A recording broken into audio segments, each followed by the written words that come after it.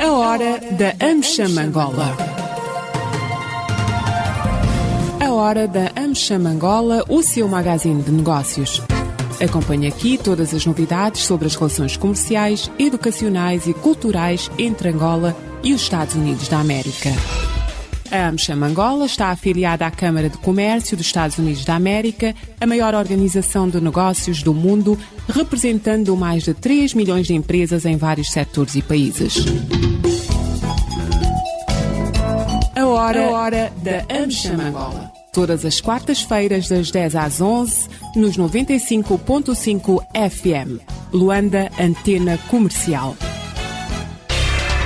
A AmCham Angola surge para poder reforçar as condições que possam sustentar a atividade das empresas americanas em Angola. Ela assenta essencialmente em 4 pilares: as relações comerciais, económicas, educacionais e culturais. Tendo em conta a questão comercial, vê-se com alguma preocupação o facto de as trocas comerciais entre os Estados Unidos e Angola venham a declinar, pese embora haja um equilíbrio ou uma constância em relação aos níveis de exportações dos Estados Unidos para Angola, mas as exportações de Angola para os Estados Unidos vêm a declinar desde 2008, onde houve o pico dessas trocas comerciais, um valor de 20,6 bilhões de dólares, e neste momento resumem-se em 4 bilhões.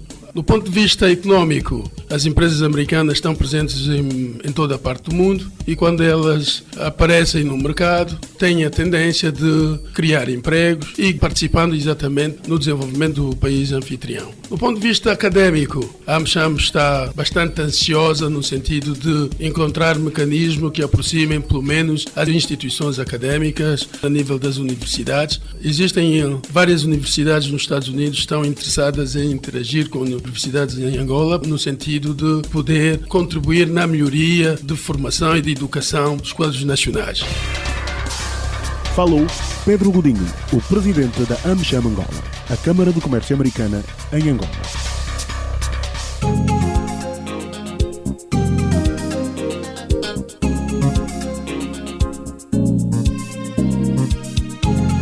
Estimados ouvintes da LAC, votos de muito bom dia, sejam bem-vindos a mais uma edição do Hora da AmCham. Como é habitual, temos o painel de petróleo e gás. Hoje temos também os membros do nosso painel, a quem vamos começar por saudar, mas não sem antes dizer qual é o tema para setembro. Na edição passada, o tema foram os custos de produção de petróleo em Angola e hoje o tema é diferente.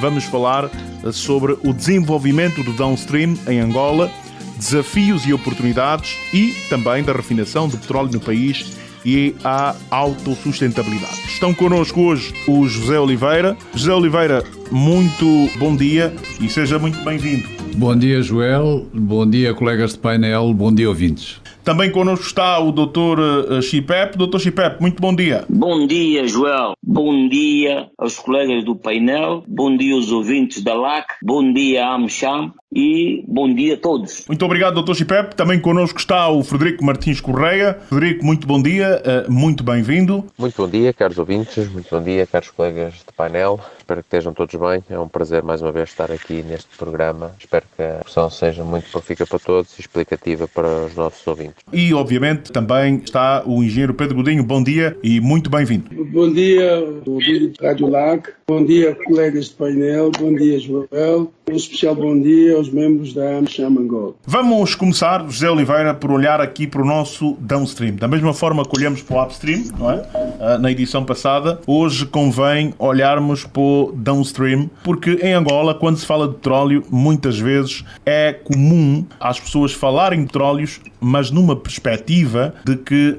somente pesquisa, exploração e produção, como se apenas isso importasse. Também é necessário olharmos para o downstream, que é naturalmente a refinação e também a venda ao público dos derivados. Vamos começar, José Oliveira, por fazer um ponto de situação do setor de downstream em Angola. Qual é o custo de produção agora e também de importação de refinados e será rentável e temos incentivos suficientes para se apostar no segmento de downstream do nosso país? Apostar no segmento do downstream construindo refinarias ou postos de distribuição de combustíveis. Em relação a refinarias eu tenho muitas dúvidas, mas como há investidores privados, não estou grandemente preocupado. Claro que eles pedem determinado número de condições. Nós sabemos que para a refinaria de Cabinda já saiu o decreto que dá as isenções fiscais e aduaneiras quase totais, o que eu acho que tem uma certa lógica. Vamos ver agora, isso não sabemos ainda, vamos ver agora se depois eles mais tarde não vêm tentar negociar condições especiais ou preços especiais para a compra de petróleo. E aí é que o país pode ter prejuízos se não se acautelar. Mas enfim, vamos ver. Mas, Oliveira, desculpa uma pergunta anterior. Para quem nos ouve, estou aqui a falar para especialistas. O que é isso de downstream, não é? Falei do upstream e downstream, convém explicar-vos. A refinação até modernamente chama-se muito, diz muito que a refinação está no midstream. Mas enfim, no clássico, em que se dividia só em upstream e downstream metia desde a refinação até à bomba de combustível, até à venda do combustível, à alimentação dos automóveis, né? Portanto, englobava tudo. As bombas de combustível é para vender refinados, as refinarias são quem produz os refinados. Entra petróleo bruto de um lado e sai do outro lado ou gasolina, ou gasóleo, ou jet, ou nafta, ou fuel oil, basicamente. Voltando ao ecossistema do downstream no nosso país, falava das refinarias, diz que em relação às refinarias, neste momento, olhando para aquilo que foram os incentivos dados, so far so good, né? Se mantiver como está, estamos bem. Se mantiver como está, estamos bem, porque as isenções de imposto industrial, uma refinaria cá vai ter lucros muito pequenos, portanto a isenção de imposto industrial está-se a isentar o pagamento de verbas que não são grandes. Claro que eles tiveram isenções aduaneiras, é natural, porque senão ia-se encarecer a saída do produto, a saída os custos da gasolina e do gasóleo. Portanto, é uma medida inteligente isentá-las de impostos aduaneiros e isentá-las também de aspectos fiscais, nomeadamente do IVA em contratos de serviço, que só ia encarecer todo o funcionamento. E o que se tem de fazer é baixar ao máximo os custos da refinaria, porque senão ela não tem rentabilidade e senão ninguém vai querer investir. As pessoas investem porque acham que vão ter alguma rentabilidade com o seu negócio, senão não investem, não é? Exatamente. E, portanto, acho essa isenção não me preocupa. O que me preocupa é ver depois se vão pedir preços especiais, porque aí já a coisa pia fino. O petróleo que vai para a refinaria é petróleo que normalmente seria exportado. Portanto, se eu o forneço à refinaria a preços mais baixos do que aqueles que eu exportava, é preciso ver que diferença é que vão pedir. Mas, enfim, isso é para discutir mais tarde, quando houver, ainda não há caso nenhum, pelo menos os atuais investidores. Os de Cabinda não pediram e, tanto quanto eu sei, os da refinaria do Soio também não.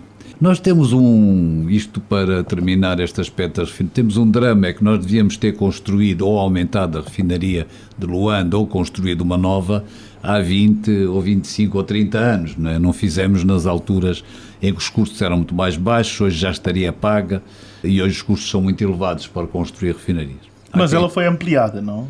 Esse aumento da capacidade ligeiro não... Não, este aumento é ligeiro para a gasolina, vai ser uma ajuda, vai tentar... Aumentou para quanto mesmo?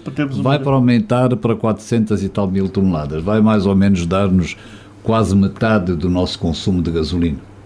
Não chega ainda. Mas já ficamos só com 50% de importados em gasolina. Sim, mas ficamos ainda muito dependentes em gasóleo, nós estamos ainda muito dependentes, nós produzimos pouco mais de 500 mil toneladas de gasóleo por ano e nós gastamos cerca, neste momento em que baixou o consumo de eletricidade, nós gastamos muito perto de 2 milhões. Portanto, vamos ver, nós temos estado em crise, os consumos até têm baixado, mas o país não vai estar toda a vida em crise. Portanto, a uma determinada altura vão subir. Enfim, sei que se continua a trabalhar para a construção da Dolobito, não sei se vai-se chegar a bom porto, ainda é cedo para saber se vamos chegar a bom porto, mas vamos ver que investidores é que a Sonangol encontra para fazer a refinaria do Dolobito. Mas para já, com a de Cabinda e a do Soio, o país pode ficar mais, e com a de Luanda, não é?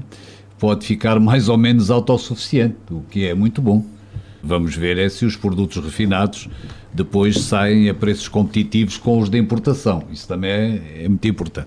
Claro que depois há outros aspectos que se podem ter em conta. Nós podemos ter acordos e fornecer petróleo, a refinaria em moeda nacional e levantar produtos em moeda nacional também. Isso pode-se chegar a um acordo desse género, que eu saiba não está negociado, mas é possível que se chegue. Isso tem outro tipo de vantagens também, com as refinarias no país. O mais importante é que elas são investimentos privados, a Sonangol tem participações muito pequeninas, se tiver prejuízo também é um prejuízo muito pequenino, portanto vamos ver o que é que se vai passar. Enfim, o projeto do SOI ainda está na sua fase inicial, ainda está na fase de documentos, acordos, memorandos, mas atrasou-se um pouco com o Covid, mas penso que para o ano começa a ser efetivado em termos concretos e daqui a 3 ou 4 anos, se as coisas correrem como previsto, vamos ter uma refinaria também no SOI. Muito obrigado, José Oliveira. Sobre a refinação, já está agora uma pincelada sobre aquilo que é a venda de combustíveis, né? As bombas. Tivemos a TOTSA a entrar para o mercado, a Total, um grande operador, pelo menos também neste segmento. Já é o maior operador no upstream. Sim. E agora começa a ganhar terreno, porque a Sonangol ainda continua o líder neste segmento. Mas o que dizer, qual o ponto de situação a este nível? Já temos também incentivos suficientes? Acredita que teremos novos investidores, quer nacionais, quer estrangeiros, a muito curto prazo, ou falta mais? Eu não sei se nós vamos ter mais investidores grandes. Nós temos a Sonangol, que é líder do mercado. A seguir à Sonangol, nós tivemos depois, há uns anos, a Pulmangol, que tem uma posição muito boa no mercado e uma rentabilidade muito boa. E temos agora a Total. Bem, a Pulmangol hoje é propriedade, está em fase de ser propriedade da Sonangol, mas a Sonangol anunciou na altura, quando fez o acordo com a Puma Energy, que ia manter a Pulmangol separada, porque a intenção da Sonangol é vender as bombas de gasolina da Pulmangol. E sabemos que a Somoil tem poucas, mas já tem algumas bombas. E depois temos Bandeira Branca também, sem grande impacto, mas temos bastantes posições de venda, mesmo assim, espalhadas pelo país, de Bandeira Branca, que umas terão tendência a desaparecer quando as companhias, os grandes, entrarem nas zonas e nos mercados. Se a Sonangol, como anunciou na altura que quer vender a Pulmangol, não tudo que comprou da Pulmangol, mas a parte das bombas de gasolina, isto é um negócio para um grande investidor. A Pulmangol já tem umas dezenas de bombas no país e, portanto, é um negócio de milhões de dólares. É um negócio para um grande investidor. Ora, isso quer dizer que após a venda da Pulmangol, ou ela, mantendo-se independente como a Sonangol está a mantê-la, não vai absorvê-la na distribuidora, nós temos 3 grandes operadores no país. Um país com um mercado como o nosso não tem para já capacidade, quer dizer, não é viável vir um grande investidor, um quarto grande investidor. Temos um consumo muito pequeno para motivar um quarto grande investidor. De maneira que penso que vamos continuar com a Sonangol, com a Total, e a Pulmangol, propriedade da Sonangol, ou possivelmente vendida, e será talvez a última hipótese que nós temos de ter um grande investidor. Daqui a uns anos, quando o consumo aumentar e o país sair destas situações de recessão e voltar até, nós já consumimos muito mais do que consumimos hoje, quando o país ultrapassar os 5 milhões de toneladas, acredito que algum grande investidor possa olhar para esta área de distribuição. Mas também depende como vai evoluir. Embora em África o consumo de petróleo vá ser muito mais longo que na Europa ou até em alguns países da Ásia ou nos Estados Unidos e Canadá, não vai ser muito fácil grandes investidores daqui a 5, 6, 7 anos olharem para negócios de distribuição que eles sabem que estão condenados a longo prazo, né? Não vamos deixar de consumir petróleo na mesma velocidade que os outros continentes, mas um dia vamos ter também de deixar de consumir gasolina e gasóleo. Muito bem.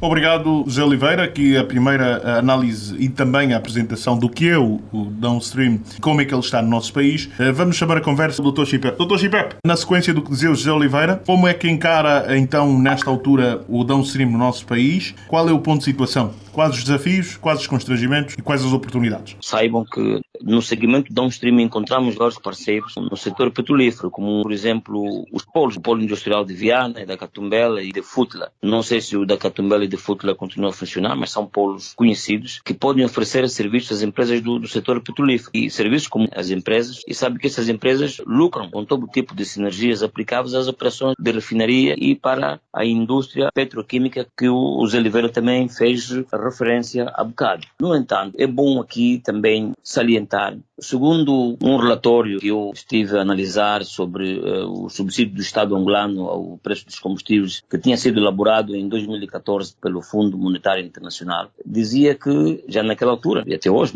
Angola é o segundo maior produtor de petróleo em África, como deve saber, que na altura produzia 1,7 milhões de barris por dia, mas a atividade de refinação estava centrada apenas na refinaria de Luanda. Portanto, é essa que foi construída em 1955. Até a altura tinha a capacidade para tratar cerca de 65 mil barris de petróleo por dia e operava cerca de 70% da sua capacidade, com custos de produção naquela altura superior à gasolina e o gasóleo, que eram importados. E é bom também nos referirmos aqui que, para garantir, por exemplo, o aumento da capacidade da refinação interna, estava naquela altura em curso a construção da refinaria do Lubito. Ficou parado há muito tempo, mas hoje está em curso a refinaria também de Cabinda e do Soio, que cada uma delas, se a memória não me falha, onde processar cerca de 200 mil barris de petróleo por dia. Se termos em consideração o consumo de combustível em Angola, que já em 2015, Joel, havia caído em cerca de 5%. Portanto, era na mesma proporção da importação de produtos refinados, que eram a gasolina e o gasóleo, tudo isso face a 2014. É bom também ter aqui em conta que foram dados, estudamos na altura, da Zona Angola, que referiam que o país, na altura, comercializava diretamente no nosso mercado cerca de 4,864 milhões de toneladas de produtos refinados, enquanto que 1,3 milhões de toneladas tinham sido vendidas no mercado externo. Para o volume de necessidade, no caso concreto da refinaria de Luanda, na altura, apenas produziu 1,134 milhões de toneladas de combustível. Ainda assim, é bom sublinhar isso, houve um aumento de 11%, tendo em conta a produção de 2014. Agora, na atualidade, fizermos uma comparação, o volume vendido, tendo em conta a comercialização, portanto, em 2020, faz referência a cerca de 2.782.717 toneladas métricas de combustível, que resultou numa receita de cerca de 449,4 mil milhões de kwanzas. É importante notar o volume, para justificar a razão da cidade, nós termos mais. O volume vendido é de 25% e que teve como origem a refinaria de Luanda e 3% a Cabinda Gulf Oil Company e 72% foram, portanto, importados. Nós em Angola temos grande capacidade de armazenamento de combustíveis líquidos internos e que se aproximam em cerca de 680.012 metros cúbicos, dos quais 358.511 metros cúbicos estamos aqui a referir que são 52,45% da Zona Angola e os restantes 311.500 metros cúbicos perfaz cerca de 47,55% da Pumangola. Eu julgo que 3 refinarias processarão um combustível suficiente para o nosso mercado. E dizia o Zé Oliveira que a produção dessas refinarias seriam suficientes. Não sei se corroboro dessa. Devo dizer que eu estive há dias no Soio e o que eu notei é que todos os dias uma procura enorme de combustível naquele município. Fala-se também que essa procura deve-se ao contrabando com a República Democrática do Congo, mas a verdade é que a procura continua a aumentar. Eu, no trajeto que fiz de carro, por exemplo, ao Soio, de regresso, as 3 bombas que a gente encontra aqui no percurso até o município do Soio, praticamente tinham combustível na ida, no dia seguinte já não tinham combustível. Significa dizer que a procura tem aumentado substancialmente. Se nós dissermos que a procura é apenas no norte de Angola por causa da fronteira que temos com a RDC, mas também temos tido, por vezes, problemas no sul de Angola, mesmo no Lubango e no Cunene e no Namibe, temos tido problemas de venda de combustível. Daí que julgo que não sei se as 3 refinarias seriam suficientes, mas a procura de combustível continua a ser uma preocupação no nosso mercado. Por outro lado, não sei se o Joel gostaria que nós fizéssemos também já referência aqui às oportunidades e desafios no mercado do downstream. Senão, eu passaria a palavra a outro colega para ter mais tarde, mas há aqui, de facto, oportunidade de desafio no mercado de downstream que seria bom que nós referenciássemos. Está bem, Dr. Chipepe. Vamos tentar ver se já conseguimos ter o engenheiro Pedro Godinho. Engenheiro Pedro Godinho, nós gostávamos agora de saber, efetivamente, como é que está a questão dos desafios e das oportunidades existentes no setor de downstream. Quais são os desafios e a oportunidade neste segmento? Eu penso que, em relação a isso, é como digo, de uma forma geral, na vida, para todo e qualquer projeto, há oportunidades e há desafios. Os desafios e as oportunidades sempre andaram de mãos dadas. Em relação ao downstream, há inúmeras oportunidades. Angola é um país produtor de petróleo e já teve momentos muito altos, quando chegamos a atingir 2 milhões de barris dia, e naturalmente não faz sentido continuar a importar os refinados. Nós tivemos momentos em que o consumo do país esteve à volta de 120 mil barris dia e a capacidade da nossa refinaria andava aí entre os 30 e 60 mil. Por aí vemos que no setor da refinação há oportunidade. Eu acredito que com o lançamento do projeto da refinaria do Lubito estão abertas para a participação várias entidades singulares ou coletivas que queiram participar. E na distribuição, o país já teve momentos em que divisas, chegou a consumir em divisas qualquer coisa como 7 a 8 bilhões de dólares ano na importação de refinados. Vemos que os países limítrofes de Angola têm dificuldades em combustível, sobretudo na parte norte, os Congos. Por essa razão é que vamos assistindo todos os dias o contrabando dos refinados e fica demonstrado que há uma maior procura na região do que oferta. Quando existe um contrabando de qualquer produto, é sempre um sinal de que a procura é maior que a oferta. E eu acredito que se tivéssemos capacidade de refinação e fornecimento de combustível no mercado interno e externo, aí também seria uma possibilidade que o país teria em arrecadar divisas. Aliás, países como a Singapura, a África do Sul, sobretudo a Singapura, que não produz petróleo, exporta refinados. Então isso é sinónimo que há aí uma oportunidade de negócio. Por isso é que nações como essas, não produtoras, conseguem vender no mercado internacional os produtos refinados. E Angola, historicamente falando, é um dos maiores clientes da Singapura e também chegou a adquirir refinados a partir da África do Sul, que tem uma produção de petróleo insignificante. Portanto, como podemos ver, há sempre, em qualquer negócio, sobretudo no downstream, há sempre oportunidade de negócio, há sempre desafios. Os desafios são inúmeros, porque a nível de distribuição e transportação do combustível não é fácil, porque as nossas vias estão, uma parte delas, degradadas, e um dos meios que se poderiam utilizar quase que não tem conexões e o funcionamento é extremamente débil. Portanto, vemos por aí um desafio. E associado a isso, também é importante realçar que as margens de lucro a nível da refinação não são muito expressivas. Qualquer oscilação no preço do petróleo e qualquer obstáculo que possa surgir pode facilmente corroer essas margens de lucro. Muito bem,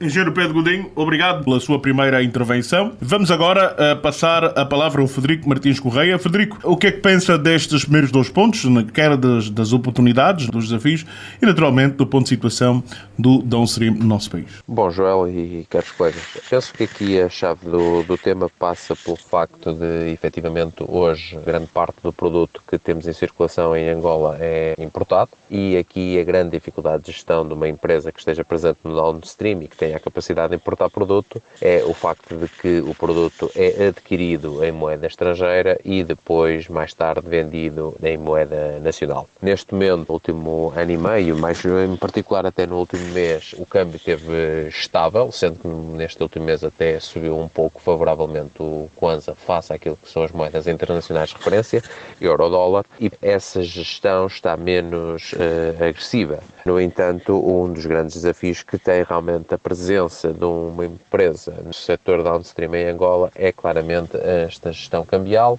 e daquilo que é o respectivo pagamento do seu produto no mercado nacional.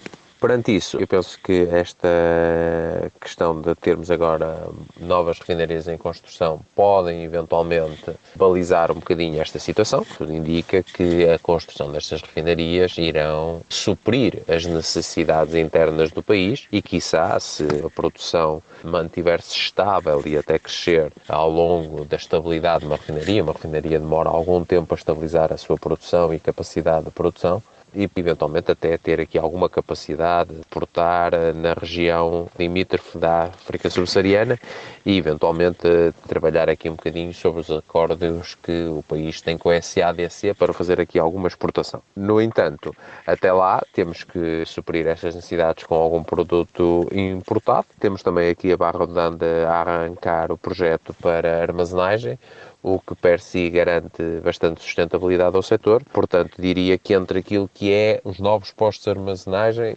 como a Barra Redonda, a capacidade de, eventualmente, aumentar a capacidade de refinação nacional por via de novos projetos e também a cada vez mais credível e sustentável produção que temos na refinaria de Luanda, que tem sido alvo de vários melhoramentos, penso que o setor downstream, paulatinamente em Angola, está também a atingir alguma maturidade. Claro que depois é preciso também garantir a distribuição de produto para as outras províncias que não a província de Luanda, embora o maior consumo esteja centrado na província de Luanda, e aí, eventualmente, o papel da ferrovia e a melhoria das infraestruturas rodoviárias irá ajudar, visto que agora, por vezes, é um pouco difícil fazer chegar o produto a todas as províncias onde existem as necessidades de consumo desse mesmo produto. Como eu já tinha referido algumas vezes, e até naquela que foi a nossa sessão sobre o conteúdo local, o downstream é algo que pode ser uma chave de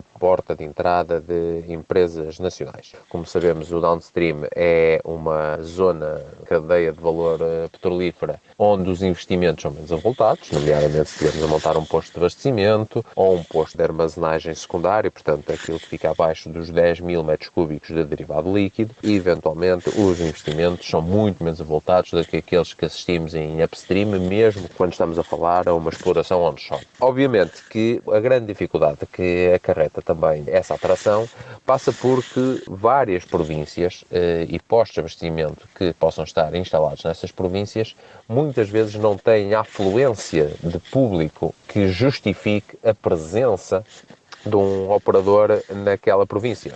Ou porque a zona não tem trânsito suficiente, ou porque a indústria que está instalada naquela região não é suficiente para suprir grandes necessidades de consumo de derivado líquido e, portanto, quando se faz aquilo que é um estudo de viabilidade de abrir um posto de abastecimento ou de armazenagem, ou até um conjunto de armazenagem mais venda de produto, por vezes é difícil o projeto seja altamente viável e lucrativo e, portanto, difícil atrair o investimento, quer de players nacionais, quer de investidores internacionais. O que poderá acontecer, e eventualmente é uma solução, pode passar por, no futuro, eventualmente, considerar-se, à semelhança do que existe, por exemplo, na África do Sul, aquilo que é um subsídio discricionário pela distância ao último posto de armazenagem. Isto é, por exemplo, nesta fase em que ainda importamos muito produto, vamos calcular aquilo que é o subsídio que o Estado daria ao produto com base no seguinte: vamos admitir que esse produto é descarregado no terminal da Barra Redonda, que agora está em construção, e depois tem que ser transportado para uma zona onde vai ser vendido e consumido num posto de abastecimento.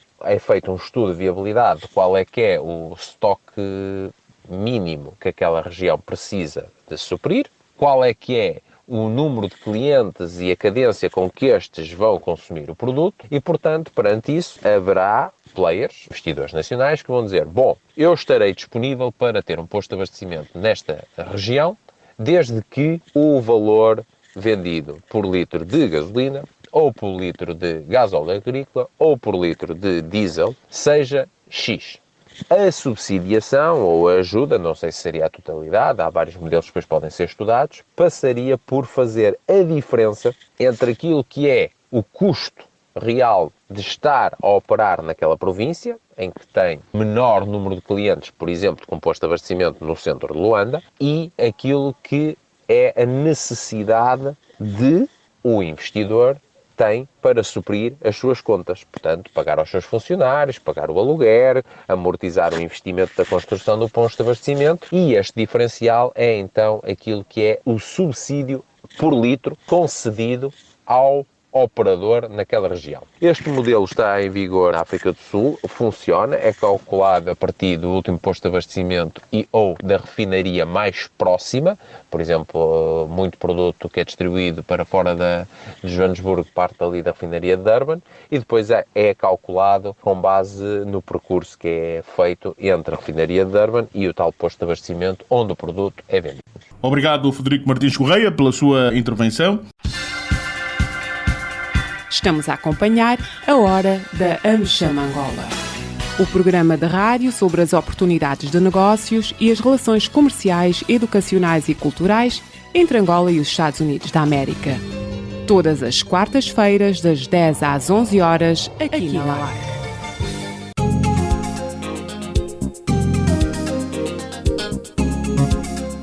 Vamos agora passar aqui para a segunda ronda sobre este tema que está aqui a ser abordado. Hoje o nosso painel estão o Frederico Martins Correia, da Deloitte, está também o engenheiro Pedro Godinho, que é presidente da AmCham Angola e empresário do setor, o Dr. Afonso Chipep, que é economista, e também o José Oliveira, que é diretor da revista Energia e colaborador do SEIC. Vamos agora avançar para José Oliveira, para o impacto que a transição energética sobre os investimentos no downstream, uma vez que até 2030 há cidades em que a frota automóvel já não será composta por carros com motor a combustão, ou seja, movidos a gasolina e a gasóleo. Há naturalmente esta visão, por exemplo, Londres, né, já diz que em 2030 não quer efetivamente mais motores a combustão. E, também há vários países europeus e ainda a Noruega já diz que no que toca à expansão de combustíveis, o governo norueguês não está virado para gastar dinheiro com isso. Mas, José Oliveira, numa altura em que estamos a pensar em atrair investidores para desenvolver o downstream, olhando para a Europa e também para os Estados Unidos, que querem banir os motores a combustão, o que é que acha que isso poderá ter de impacto? Será que vamos ter dificuldades em conseguir investidores ou o facto de estarmos aqui deste lado, onde ainda não há qualquer indicador de que o motor a combustão seja banido, significa que vamos estar de um lado em que ainda há procura? E claro, a Índia e também a China, os maiores consumidores, também ainda não se posicionaram, o que significa que talvez ainda haja mercado. Mas o que é que o José Oliveira pensa sobre isso? Antes de ir a esse tema, eu queria só aqui dar uma chega por causa dos dados que o Chipep deu. A estocagem agora, como a Pumangol foi comprada pela Sonangol, passa a ser propriedade da Sonangol. Bem, em termos legais, se calhar só lá para o fim do ano, mas enfim, vai ser toda da Sonangol e deixa de haver a divisão. Depois, em relação ao que o Chipep disse de falta de produtos, a falta de produtos pode ser por má distribuição, pode ser por apertos na distribuição para o norte de Angola por causa da Candonga, para o Congo, mas o nosso consumo, e pode ser até por atrasos na importação, que deve ser mais de alguns apertos que se estejam a fazer no envio de produtos para o norte.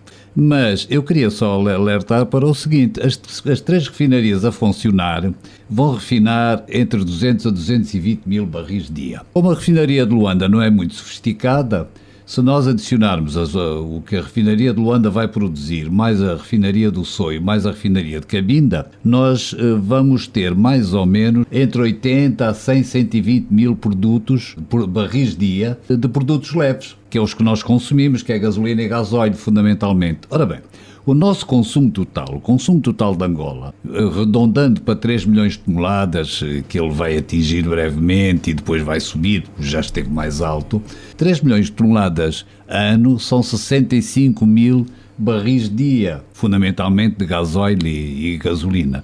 Portanto, as três refinarias a funcionar ainda fica uma folga para abastecer o mercado interno. Não é por aí que a gente precisa de mais uma refinaria. A gente pode precisar de mais refinarias e achar que o negócio da exportação para os países vizinhos é rentável e bom. Mas para o nosso abastecimento, as três refinarias vão garantir o nosso abastecimento em termos potenciais. Elas, depois pode haver discussões nas questões de venda, dos preços de venda e de compra de Angola. Mas em termos de capacidade, as três refinarias vão garantir o consumo de Angola por mais uns largos anos. Agora, em relação à transição energética. Eu já há bocado referi a transição energética que se está a tentar acelerar a nível mundial, depois de Covid e então este ano com tantas tempestades e furacões, nomeadamente tempestades em vários pontos do mundo, até onde normalmente nunca tinha havido tempestades anteriormente. Criou-se um clima para se descarbonizar o consumo de energia. E descarbonizar começa por tirar o carvão para a produção de eletricidade, enfim, já reduziu bastante, vai ter de reduzir muito rapidamente. Depois vai ser tirar a gasolina e o gasóleo, o consumo de transportes. Nós em África vamos estar muito mais tempo, quer dizer, pretende-se que não entrem mais carros a combustão em 2030, em alguns países europeus, noutros em 2035, mas claro, os que lá estão antigos não vão ser proibidos de circular com certeza. Mas enfim, se não entram novos, quer dizer que a 2040, 2045, a maioria da circulação nas cidades dos Estados Unidos, da Europa fundamentalmente, e em alguns pontos da China, a China está também a fazer um grande esforço para o aumento da circulação do carro elétrico, e já se vendem na China milhares de carros elétricos por dia. O consumo aí de gasóleo e gasolina vai diminuir. Em África e em algumas partes da Ásia e em algumas partes da América Latina, o consumo de gasóleo e gasolina vai demorar muito mais tempo, porque nós não temos capacidade, nem redes, nem capacidade de investimento para transformarmos as nossas redes elétricas para termos, por exemplo, em Luanda, a circulação automóvel elétrica nos próximos 20 ou 30 anos. Portanto, nós vamos continuar, e de uma maneira geral, os países africanos, alguns países pequenos da América Latina e alguns países da Ásia vão continuar por muito mais anos a usar o petróleo e a gasolina, portanto, os refinados na área dos transportes. Muito bem. Obrigado, José Oliveira.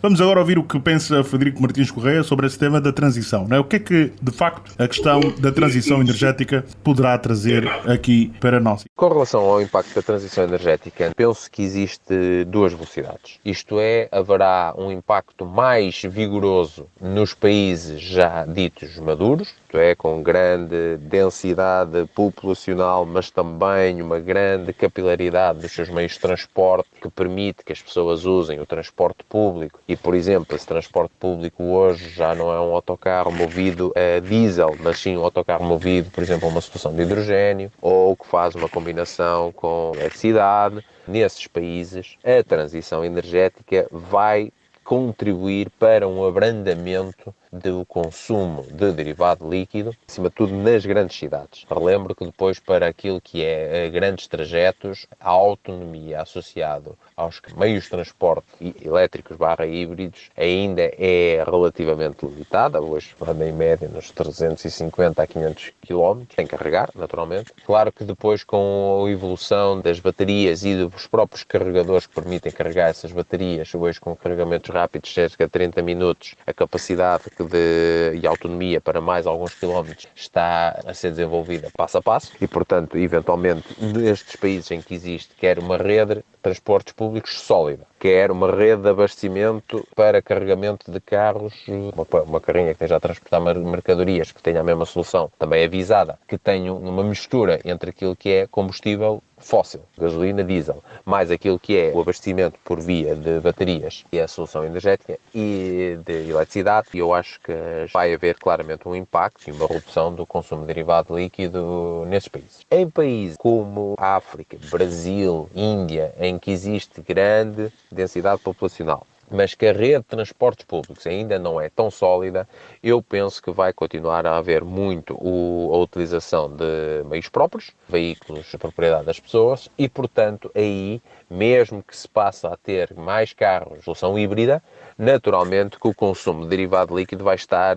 ainda muito vigente nos próximos anos. Eu diria que aqui o impacto da transição energética naquilo que é o consumo de derivado líquido nos meios de transporte e, consequentemente, aquilo que é depois o impacto no negócio downstream e da grande distribuição de derivados líquidos vai ter aqui duas velocidades. Isto faz com que, eventualmente, os grandes players internacionais possam, perante algum excedente de produto, mais aquilo que é capacidade técnica das suas pessoas em gerir o negócio de grande distribuição e o abrandamento desse negócio na Europa, Estados Unidos, façam aqui algum repensar de investimento e até deslocar algumas dessas pessoas para desenvolver o setor em países onde ainda existam essas janelas de oportunidade.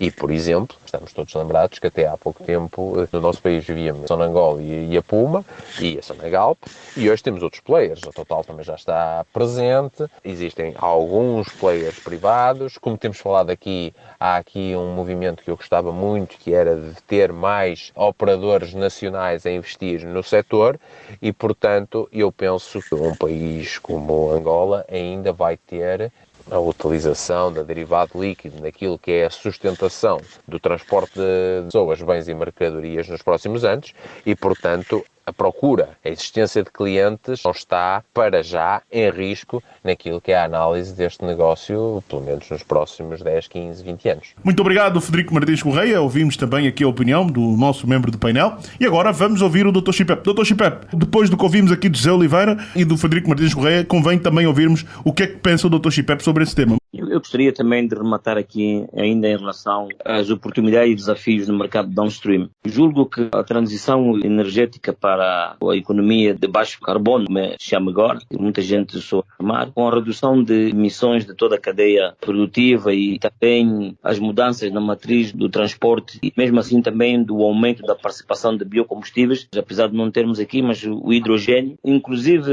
aquelas que estão sendo desenvolvidas para os próximos anos, como é o caso da água e outros tipos de energia, são alguns dos principais desafios para o novo downstream. Num cenário pós-desinvestimento, nesse caso da Sonangol, a abertura do setor de refinaria é uma oportunidade de aumentar a competição. No entanto, eu julgo que isso requer a coordenação de múltiplos atores envolvidos para superar os desafios. O Joel é capaz de me perguntar, mas como? Eu diria, empresas como, nesse caso particular, a Sonangol, que estão preparando rapidamente para essa transição, julgo que estão neste momento engajados a criarem condições, eu sugeria que estivesse no lugar das pessoas que estão nesse processo, fosse melhorando os processos, que fossem também criando condições de qualificação das pessoas, formar as pessoas com novas ferramentas tecnológicas e na base de transparência, da qualidade do produto que nós vamos ter e da cadeia de logística, e também dos custos. Eu julgo que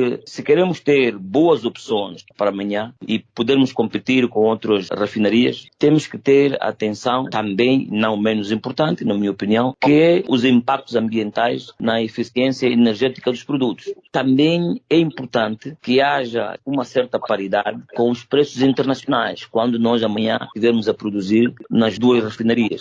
Isso também vem aqui um aspecto muito importante que nós vimos na nova lei que saiu sobre as taxas aduaneiras da refinaria de Cabinda, que é importante que o governo, e nesse caso a empresa de petróleo nacional, que deve aprimorar as normas legais e de infraestrutura. Joel, penso que, e como o disse muito bem o Pedro Godinho, estamos diante de um país que tem muitas e muitas oportunidades de negócio ou de investimento no setor downstream. E vale lembrar também que das matérias-primas ou produtos refinados que podem ser incluídos no downstream, provavelmente muitas pessoas gostariam de saber, referimos ao petróleo bruto e outras matérias-primas, como o gás natural, LGN, GP, GLP, GNLE, portanto, produtos de petróleo refinado e produtos petroquímicos. Isso também inclui os serviços de processamento e distribuição de petróleo. Provavelmente muitos ouvintes terão saber a transferência, por exemplo, da inspeção de testes de relatórios,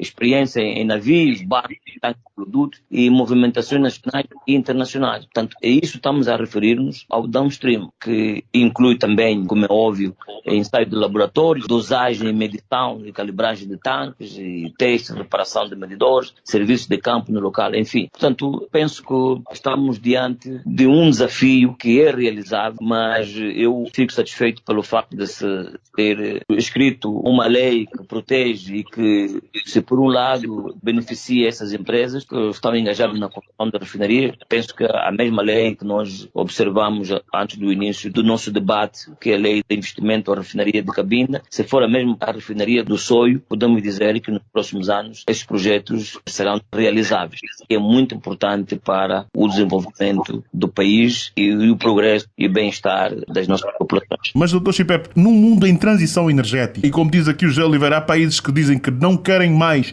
pelo menos, comprar carros com motores a combustão e, naturalmente, que outros até vão proibindo a circulação. Mas como encara que a transição energética vai impactar sobre os investimentos que precisamos e que estamos a fazer a nível do downstream? E do upstream também, porque estão ligados de alguma forma. Eu estava a referir a bocado a transição energética. Que países como Angola e outros produzem petróleo e vivem quase que à base dessa commodity, deviam prepararem-se para os desafios do amanhã. E estes desafios, no caso concreto da Empresa Nacional de Petróleo, devia começar a preparar as pessoas que vão lidar amanhã com um produto diferenciado no âmbito da logística e mesmo dos custos, que é para terem melhores opções no mercado. E eu penso que essa transição, se por um lado tem a ver com a criação de novas fontes de energia, por outro lado não sei se nós estamos diante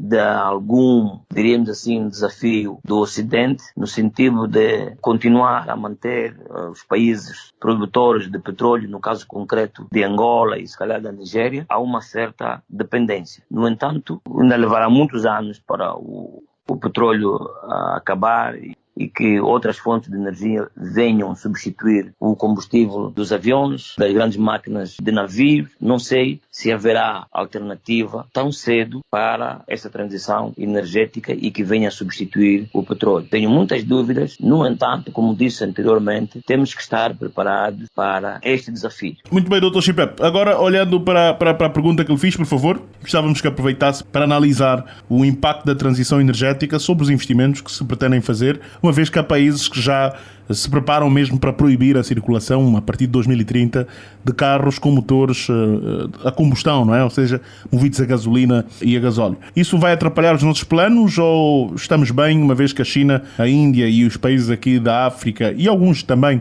da América Latina ainda precisarem desta matéria-prima? Não gostaria de perder o foco naquilo que esteve a referir o Zé Oliveira, em relação a uma quarta refinaria. Se está recordado, há uns anos atrás, eu acompanhei uma visita de uns russos que queriam montar uma refinaria no Namíbia. Eu não sei como é que ficou essa questão, mas na verdade houve até, por sinal, o lançamento da pedra para a construção de uma refinaria no Namíbia, onde estava engajado a Apex. Não sei como é que ficou esse processo. No entanto, julgo que traria algum benefício para o sul de Angola. Por exemplo, a refinaria de Benguela trataria da distribuição na parte centro-sul do país e uma refinaria no Namíbia trataria do processamento e distribuição do produto refinado no sul de Angola e mesmo para a exportação para a Zâmbia, diria Zâmbia, mas mais a Namíbia, que está muito mais próximo, e penso que seria de facto um outro desafio importante.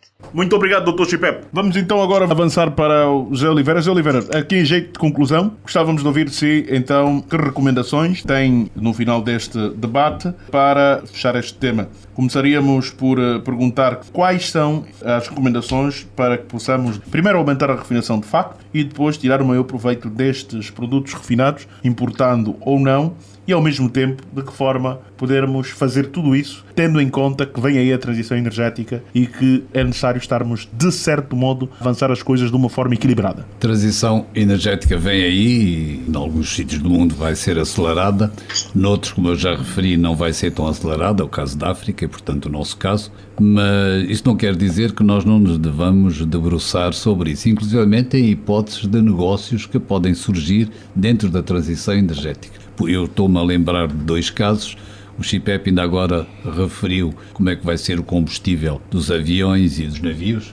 Há uma grande tendência já a nível mundial que provavelmente o combustível de eleição para os navios vai ser a amónia ou o metanol, mas a amónia é o que está mais coisa. E, portanto, este é um dos produtos que nós podemos produzir. A amónia produz a partir do gás, nós podemos produzir. Fora da transição energética, mas uma coisa que nós temos de dar atenção também, porque precisamos, é desenvolver alguns aspectos da petroquímica, nomeadamente os fertilizantes. Nós importamos 1/10 daquilo que era necessário para desenvolver a agricultura no país e nós temos gás e temos de dar alguma utilização ao gás. O gás, em princípio, vai ter uma vida mais longa, mesmo a nível mundial, que o petróleo, e nós temos gás, devemos aproveitar, e uma das hipóteses de aproveitar gás, para além da que já temos do LNG, é no fabrico de fertilizantes ou até no fabrico da amónia, que também podemos fazer. Portanto, também está um pouco relacionado com a transição energética. Aliás, eu penso que nós aqui na AmCham devíamos dedicar brevemente um programa só para falar de aspectos da transição energética adaptadas ao nosso país. Segundo aqui o nosso programa, está previsto para novembro.